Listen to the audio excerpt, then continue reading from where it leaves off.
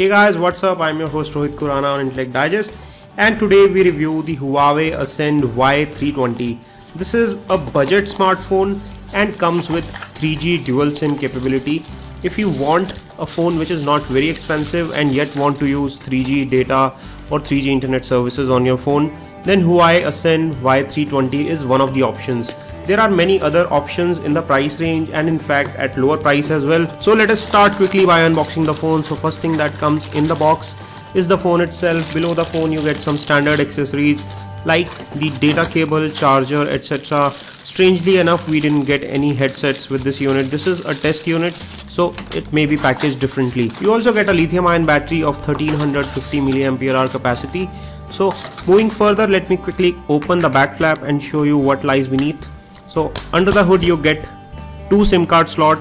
These are full size SIM card slots sandwiched one above each other, and there is a micro SD card slot. It comes with 4GB internal memory, so you may want to increase the memory by adding a micro SD card. Let us put the flap back and give you a quick hardware tour. On the front you get a 4-inch display. This is an LCD display with a display resolution of 480 by 800 pixels, and there is certain level of blue tinge into this display. This is very weird. We have not observed this on many phones, but it looks kind of bluish. There is some sort of temperature setting of the colors, but it looks slightly blue. Below the display you get 3 touch capacitive buttons, the home menu and the back button. On the top you get a standard earpiece, and weirdly enough we don't find a front facing camera. So besides this being a 3G phone, there is no front facing camera, so you cannot do video calling using the front camera. On the top you get standard micro USB port for charging as well as data syncing, followed by a 3.5mm standard earphone port. On the right hand side you get two set of keys. One is the power or wake up key on the top, and there is a volume rocker just below it. The other side is fairly clean, and there is a small mic hole indent in the bezel at the bottom. So there is a metallic bezel running all around. This is metallic and it is in matte finish and looks very smart. It not only gives a premiumness to the phone but also makes it look sturdy and feels good in hand. This phone is not very thick. It is around 11mm in thickness.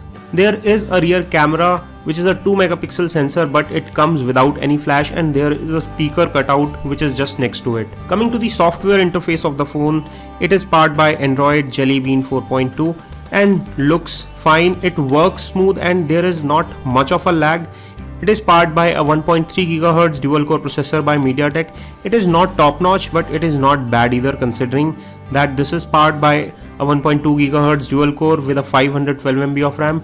It does perform fairly well.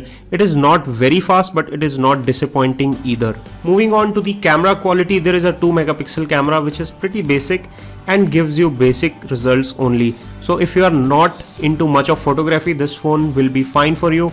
But if you like taking pictures with your phone, you may be disappointed because this is not a very high quality camera, and in low light conditions you cannot take good pictures because there is no flash. Talking of the multimedia experience, the speaker provided on the phone is loud enough, and there are no headsets that we can test, so we cannot really talk about the headsets.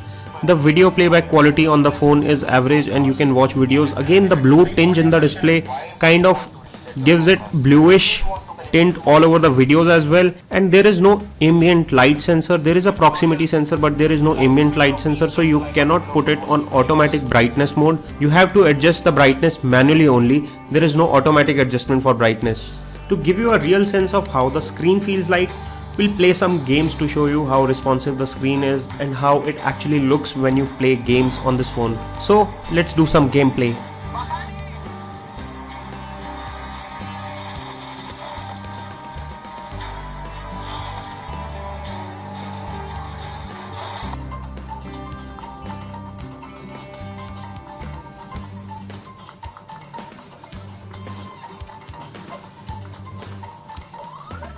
After gaming, let's talk about the specifications and benchmark scores. On Antutu we got a score of 10,800, which is not bad considering that this phone is pretty basic.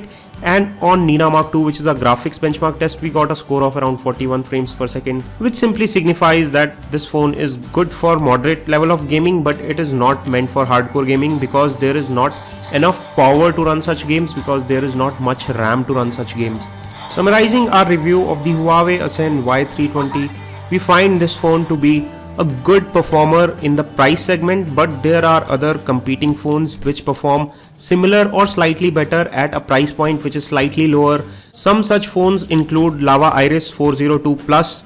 There is Gioni P2 and P3 which is in similar price segment, and there are some other phones like the A500s from Zolo.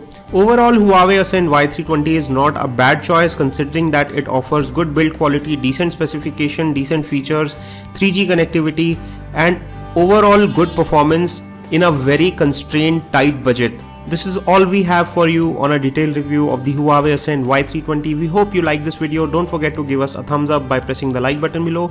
For more such videos, stay subscribed by pressing the subscribe button. This is your host Rohit Khurana signing off. Thanks for watching.